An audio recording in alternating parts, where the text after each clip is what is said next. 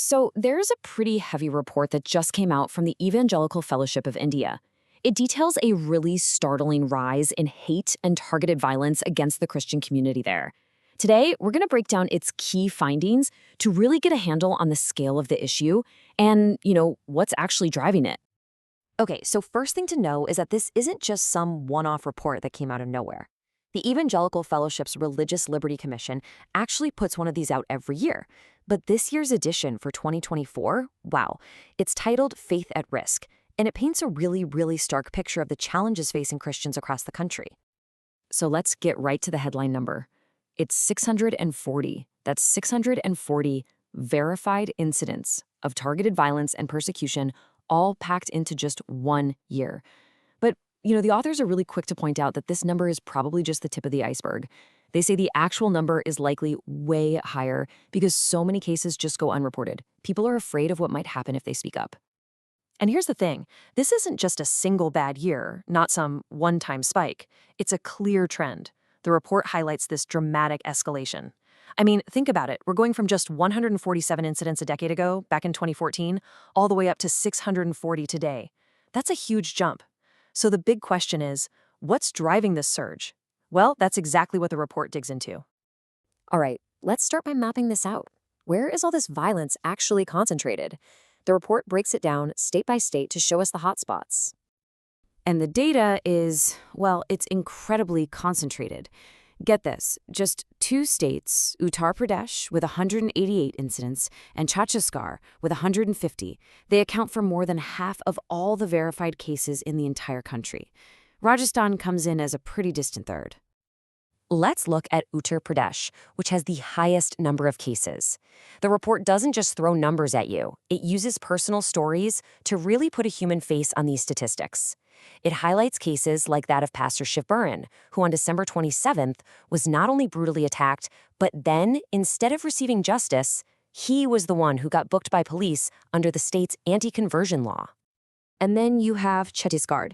The report documents a pattern of escalating violence there, especially among tribal communities. It talks about cases like the assault on Pastor Mahesh Mahanand in Joshpur district.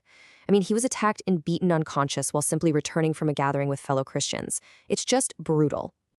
Okay, so we've seen where this is happening. But it's just as crucial to understand how it's happening. What does this persecution actually look like? The report does a really careful job of categorizing the different types of violence and harassment that have been documented. Now, when you look at this breakdown, you might think, okay, physical violence has to be number 1, right? But that's not what the report finds. The most common form of persecution is actually direct threats and harassment. That's 255 incidents. Right after that comes arrests, and here's the kicker. It's often the victims who get arrested. And then you have physical violence. And to make sure this data doesn't just feel like abstract numbers on a page, the report includes photographs that document the actual injuries sustained in these attacks.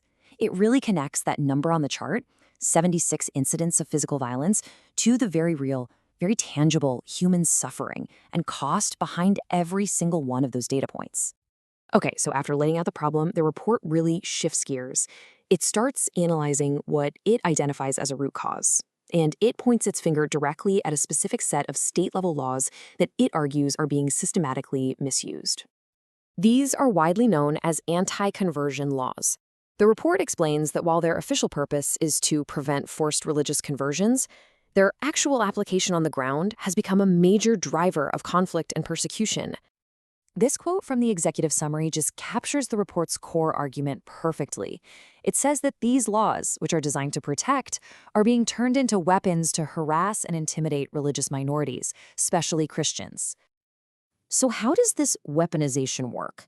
Well, the report points to a really critical issue, the burden of proof. You know how in most legal systems you're innocent until proven guilty? Well, under these laws, that whole dynamic gets flipped on its head.